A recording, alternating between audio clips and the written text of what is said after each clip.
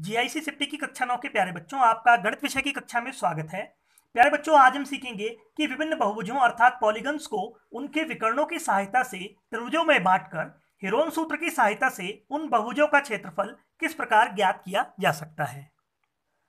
हमारे आज के पहले उदाहरण में हमें एक चतुर्भुज एबीसीडी का क्षेत्रफल ज्ञात करना है, जिसमें भुजा ए बी बराबर 3 सेंटीमीटर, भुजा बी सी बराबर 4 सेंटीमीटर, भुजा सी डी बराबर 4 सेंटीमीटर तथा चौथी भुजा डी ए बराबर 5 सेंटीमीटर तथा विकर्ण ए सी बराबर 5 सेंटीमीटर हो। इस प्रश्न को हल करने से पूर्व हम प्रश्न में दिए गए विकर्णों तथा भुजाओं के आधार पर चतुर्भुज एबीसीडी का एक रफ रेखाचित्र बना लेंगे।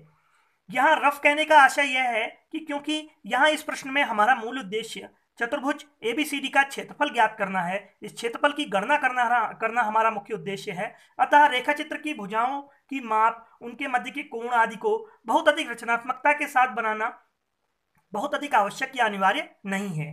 केवल दी गई भुजाओं, विकर्णों आदि के आधार पर बना एक रफ रेखाचित्रीय अनुमान ही इस प्रश्न को हल करने के लिए पर्याप्त होगा। अतः हम प्रश्न में दी गई एबीसीडी की भुजाओं तथा विकर्णों के आधार पर इसका एक रफ रेखाचित्र बना लेते हैं। इस प्रश्न में हमें दिया है ए बी बराबर 3 सेंटीमीटर, तो हम इस प्रकार से एक बना लेंगे। नाप कर बनाने की आवश्यकता नहीं, हमने ये अनुमान से ए की भुजा खींच ली ए बी और इसकी माप यहाँ पर लिख दी कितनी, 3 सेंटीमीटर। ठीक है, नाप के बनाने की आवश्यकता नहीं है, केवल एक आइडिया हो जाना चाहिए कि चतुर्भुज का आकार कैसा है। इसके बाद हमें दिया था बी सी बराबर 4 सेंटीमीटर, तो हम बना लेंगे इसको बी सी बराबर 4 सेंटीमीटर। इसे थोड़ा बड़ा बना लेंगे ए बी से। बी सी बराबर हो गया ये कितना, 4 सेंटीमीटर। ठीक है, हमने यहाँ लिख दिया।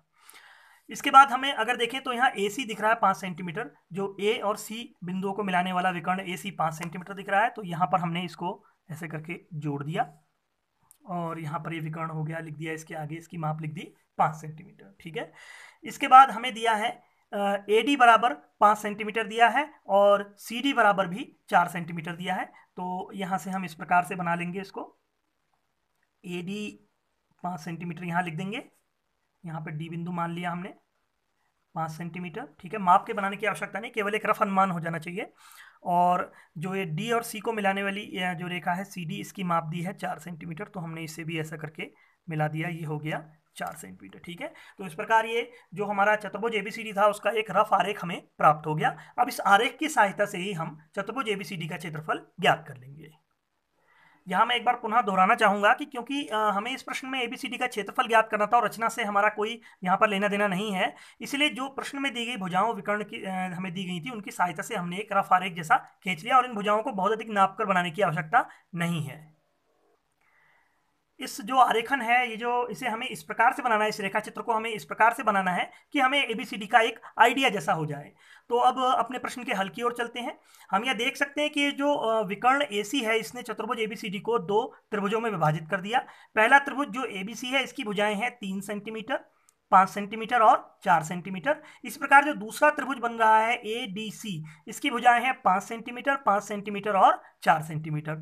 तो हम सबसे पहले त्रिभुज एबीसी का क्षेत्रफल ज्ञात कर लेंगे और एडीसी का क्षेत्रफल अलग अलग ज्ञात कर लेंगे हीरोन सूत्र की सहायता से, और उसके बाद इन दोनों क्षेत्रफलों को हम जोड़ देंगे, जिससे हमें वांछित चतुर्भुज एबीसीडी का क्षेत्रफल ज्ञात हो जाएगा। आइए अब सर्वप्रथम त्रिभुज एबीसी का क्षेत्रफल ज्ञात कर लेते हैं। तो त्रिभुज ए बी सी हेतु हम मान लेंगे इसकी भुजाएं हैं 3, 4 और 5 सेंटीमीटर, तो इसकी भुजाओं को हम मान लेंगे, माना ए बी सी नाम दे देंगे इन भुजाओं को। माना ए बराबर मान लिया हमने 5 सेंटीमीटर, बी बराबर मान लिया हमने 3 सेंटीमीटर तथा जो तीसरी भुजा सी है उसे मान लिया हमने कितना, 4 सेंटीमीटर। ठीक है, जो इसकी 3 भुजाएं थी 5, 3 और 4 सेंटीमीटर क्रमशः, इन्हें हमने ए बी और सी मान लिया। अब हम अर्ध परिमाप ज्ञात करते हैं। हम सभी जानते हैं हीरोन सूत्र का प्रयोग करने के लिए, तो अर्ध परिमाप ज्ञात करेंगे कैसे, ए प्लस बी प्लस सी बटे 2, अर्थात तीनों भुजाओं के योग का आधा। ये हो जाएगा 5 प्लस बी का मान हमने माना है 3 और सी माना है कितना, 4, तो ये हो गया 5, 3, 8 और 4 12, 12 बटे 2 यानी कि कितना आ गया ये, 6 सेंटीमीटर। तो इस प्रकार त्रिभुज का जो अर्ध परिमाप एस है उसका मान हमें प्राप्त हो गया 6 सेंटीमीटर। अब हम जानते हैं कि त्रिभुज का क्षेत्रफल होता है, हीरोन सूत्र अब हम सभी को याद भी हो गया होगा आप सभी को। हीरोन सूत्र होता है एस गुणा अंडर रूट के भीतर एस गुणा एस माइनस ए गुणा एस माइनस बी गुणा एस माइनस सी। अब इस सूत्र में हम मानों को प्रतिस्थापित करेंगे। एस के स्थान पर आ जाएगा कितना 6 गुणा एस माइनस ए यानी कि 6 माइनस ए कितना है 5 गुणा एस माइनस बी यानी कि 6 माइनस 3 गुणा एस माइनस सी यानी कि कितना हो जाएगा 6 माइनस सी कितना माना है हमने 4। ठीक हो गया। ये सारी भुजाओं के मान हमने लगा दिया, एस का मान भी लगा दिया। अब अगले चरण में हम जो ये संख्याएं हैं इन्हें लिख लेते हैं जो प्राप्त हो रही हैं, और जो भी संख्याएं में प्राप्त हो रही हैं उनके अभाज्य गुणनखंड भी हम साथ साथ में लिखते चले जाएंगे। तो 6 के गुणनखंड हो सकते हैं 2 गुणा 3, ऐसे ही 6 माइनस 5 ये तो एक ही हो जाएगा। ठीक है, एक अपने आप में ही पूर्ण वर्ग होता है। 6 माइनस 3 करेंगे तो क्या आ जाएगा यहाँ पर 6 माइनस 3 करेंगे तो यहाँ पे मिलेगा हमको कितना 3। ऐसे ही जब 6 माइनस 4 किया तो यहाँ पर हमको मिल गया कितना 2। अब 2 का युग्म बन गया इस 2 के साथ, इस 3 का युग्म बन गया इस 3 के साथ, एक खाली रह भी गया तो एक से कोई फर्क पड़ना नहीं है क्योंकि एक का वर्गमूल तो एक ही होता है। तो अब ये जो युग्म बन गए हैं 2 का युग्म 2 के साथ जो बन गया है इसमें से 1 2 बाहर आ जाएगा। ऐसे 3 और 3 का जो युग्म बना है इसमें से 1 3 बाहर आ जाएगा। वर्गमूल के भीतर अब कुछ बचा नहीं, एक बचा भी है तो एक का वर्गमूल एक का मान तो एक ही होता है। तो इस प्रकार हमें त्रिभुज का क्षेत्रफल प्राप्त हो गया 2 गुणा 3 यानी कि 6 सेंटीमीटर स्क्वायर। तो इस प्रकार हमने त्रिभुज एबीसी का क्षेत्रफल ज्ञात कर दिया जो कि हमें प्राप्त हुआ है 6 सेंटीमीटर स्क्वायर। अब हम त्रिभुज एडीसी का क्षेत्रफल ज्ञात करेंगे जिसकी भुजाएं क्रमशः 5 सेंटीमीटर 5 सेंटीमीटर तथा 4 सेंटीमीटर है। अब त्रिभुज एडीसी हेतु क्योंकि इसकी भुजाएं 5 सेंटीमीटर तथा 4 सेंटीमीटर है, अतः हमने मान लिया कि ए बराबर है 5 सेंटीमीटर, बी बराबर है 5 सेंटीमीटर तथा सी बराबर है 4 सेंटीमीटर। ठीक है, अब हम इस त्रिभुज हेतु भी अर्ध परिमाप ज्ञात कर लेंगे। एस हो जाता है ए प्लस बी प्लस सी बटा 2 से ज्ञात।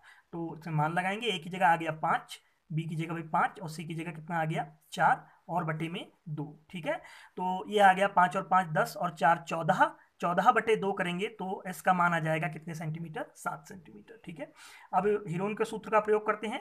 तो त्रिभुज का क्षेत्रफल होता है हीरोन सूत्र के अनुसार वर्गमूल के भीतर एस, एस माइनस ए, एस माइनस बी और एस माइनस सी।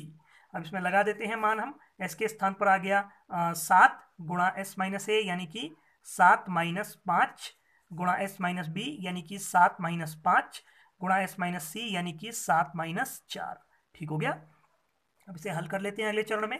7 तो 7 ही रहेगा, इसके अभाज्य गुणनखंड और हो नहीं सकते क्योंकि स्वयं में ये एक अभाज्य संख्या है। 7 माइनस 5 करेंगे तो 2 आ जाएगा। ऐसे ही यहाँ पर जब हम इसे हल करेंगे तो 7 माइनस 5 ये भी 2 आ जाएगा और 7 माइनस 4 से बन जाएगा कितना 3। अब यहाँ 2 का युग्मन हो गया, दोनों गुणनखंड एक जैसे हैं वर्गमूल के भीतर, तो इस जोड़े में से 1 2 बाहर निकल के आ जाएगा और ये युग्म समाप्त हो जाएगा। शेष जो बच रहे हैं 7 और 3, इनका कोई और अभाज्य गुणनखंड इनका हो नहीं सकता, ना इनका युग्मन हो रहा है, तो इनका जो गुणनफल है वो वर्गमूल के भीतर ही रह जाएगा। 7 गुणा 3 रह गया था, इसलिए हम लिख सकते हैं 2 वर्गमूल 7 तियां 21 सेंटीमीटर स्क्वायर। ये हो गया त्रिभुज एडीसी का क्षेत्रफल। इस प्रकार त्रिभुज एडीसी का क्षेत्रफल हो जाएगा 2 गुणा वर्गमूल 21 सेंटीमीटर स्क्वायर या 2 वर्गमूल 21 सेंटीमीटर स्क्वायर।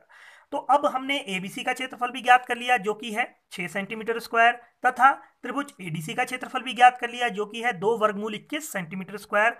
तो चतुर्भुज एबीसीडी का क्षेत्रफल कितना हो जाएगा, वो हो जाएगा 6 प्लस 2 वर्गमूल 21 सेंटीमीटर स्क्वायर, यानी कि हमने दोनों त्रिभुजों के क्षेत्रफल को जोड़ दिया और इस योगफल से ही हमें चतुर्भुज एबीसीडी का क्षेत्रफल प्राप्त हो गया। अतः हम लिख सकते हैं कि चतुर्भुज एबीसीडी का क्षेत्रफल बराबर त्रिभुज एबीसी का क्षेत्रफल प्लस त्रिभुज एडीसी का क्षेत्रफल। अब त्रिभुज एबीसी का क्षेत्रफल हमने ज्ञात किया था जो कि था 6 सेंटीमीटर स्क्वायर, और ऐसे ही एडीसी का क्षेत्रफल अभी हमने ज्ञात किया, यह हमें प्राप्त हुआ था 2 गुणा वर्गमूल 21 या 2 वर्गमूल 21 सेंटीमीटर स्क्वायर। तो इस प्रकार हम कह सकते हैं कि चतुर्भुज एबीसीडी का क्षेत्रफल हो गया 6 प्लस 2 वर्गमूल 21 सेंटीमीटर स्क्वायर। अब अगर इसे हम और सरल करना चाहें तो ये जो 6 है इसके गुणनखंड हो सकते हैं 2 गुणा 3, और ऐसे ही 2 वर्गमूल 21 के भी गुणनखंड अगर लिखना चाहें तो 2 गुणा वर्गमूल 21 ये हो सकते हैं। तो अगर हम इसका अवलोकन करें तो हमें देख रहे हैं कि 2 जो है वो दोनों जगह से कॉमन आ रहा है, तो 2 को अगर हम कॉमन ले लेंगे तो क्या बचेगा, 2 कॉमन लेने के बाद 3 प्लस वर्गमूल 21 सेंटीमीटर स्क्वायर। तो इस प्रकार हम कह सकते हैं कि चतुर्भुज एबीसीडी का क्षेत्रफल हो गया 2 गुणा 3 प्लस वर्गमूल 21 सेंटीमीटर स्क्वायर। इस प्रकार हमें प्रश्न में दिए गए चतुर्भुज जिसकी भुजाएं ए बी बराबर 3 सेंटीमीटर थी, बी सी बराबर 4 सेंटीमीटर थी, सी डी बराबर 4 सेंटीमीटर थी, डी ए या ए डी बराबर 5 सेंटीमीटर तथा एक विकर्ण भी दिया गया था 5 सेंटीमीटर का, उसका क्षेत्रफल होगा 6 प्लस 2 वर्गमूल 21 सेंटीमीटर स्क्वायर, या इसे हम लिखा हमने इस प्रकार से 2 कॉमन लेने के बाद हो गया 3 प्लस वर्गमूल 21, 2 गुणा 3 प्लस वर्गमूल 21 सेंटीमीटर स्क्वायर।